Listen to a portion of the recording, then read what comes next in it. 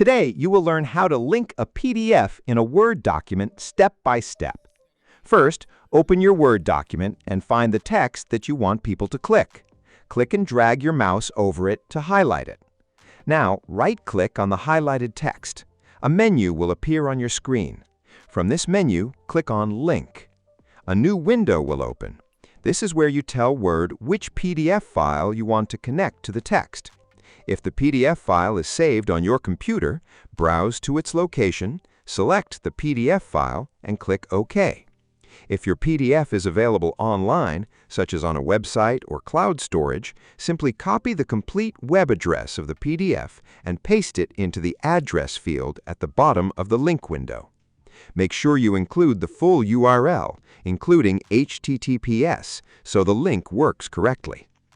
Once you have selected the PDF file or entered the PDF URL, click OK.